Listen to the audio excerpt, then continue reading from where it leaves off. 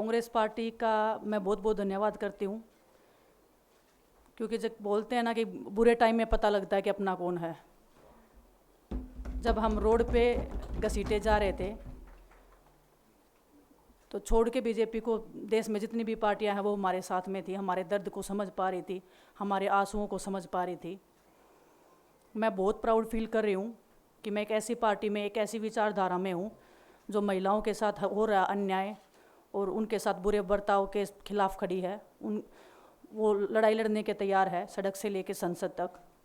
और मैं विश्वास दिलाती हूँ पूरे देशवासियों को कि जो मेहनत, जो लगन से हमने रेसलिंग में काम किया है, हम चाहते हैं कि देश के हर एक नागरिक को जो दर्द, जो तकलीफ़ हमने झेली है, खासकर महिलाओं के लिए, हर एक उस महिला के साथ में हम खड़े हैं जो अपने आप को लाचार, अपने आप को बेबस समझती है। रेसलिंग में मैंने पूरा कोशिश किया कि मैं जितनी भी महिलाओं को, छोटी बच्चियों को इंस्पायर कर सकती हूँ।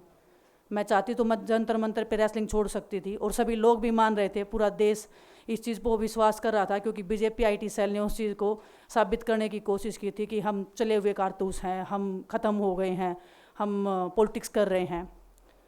उन्होंने बोला मैं नेशनल नहीं खेलना चाहती, मैंने नेशनल चैम्पियनशिप खेला। उन्होंने बोला ये ट्रायल्स दे के नहीं जाना चाहते, मैंने ट्रायल्स भी दिया।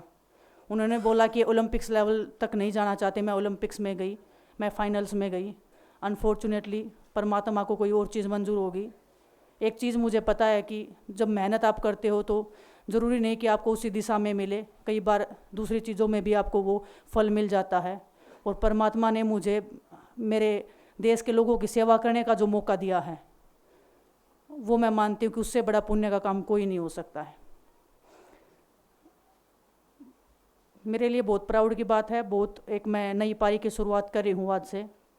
मैं चाहती हूँ कि जो हमने फेस किया एज ए खिलाड़ी होने के नाते, उन सब खिलाड़ियों को वो चीज़ ना फेस करनी पड़े। हम उनकी लड़ाई में साथ हैं। शायद उनको आज हिम्मत मिले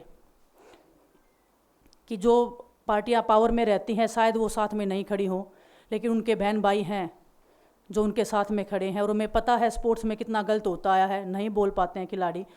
आप हमसे देख लो, बजरंग के ऊपर डोप का बैन लगा दिया 4 साल का, सिर्फ किसी लिए कि सिर्फ उन्होंने आवाज़ उठाई थी हमारे साथ बैठ के। तो उसका भुगतान हम कर रहे हैं, आज तक कर रहे हैं, लेकिन हम डरेंगे नहीं, पीछे नहीं हटेंगे। जो लड़ाई थी वो जारी है, ख़त्म नहीं हुई है। कोर्ट में हमारा केस चल रहा है, वो लड़ाई भी हम जीतेंगे, ज़िंदगी की जंग भी हम जीतेंगे। खेल में जैसे हमने कभी हार नहीं मानी है, तो हम इस नए प्लेटफॉर्म पे जो आ रहे हैं, देश की सेवा का भाव, और सिर्फ बोलने तक सीमित नहीं रहेगा। ये हम दिल से हमने खेल किया है और दिल से हम ये काम करेंगे, जी जान से मेहनत करेंगे, अपने लोगों के बीच में रहेंगे। जो भी हम अपने लोगों का भला कर सकते हैं, चाहे कितना ही % हमारे हाथ में होगा, वो हम करने की कोशिश करेंगे।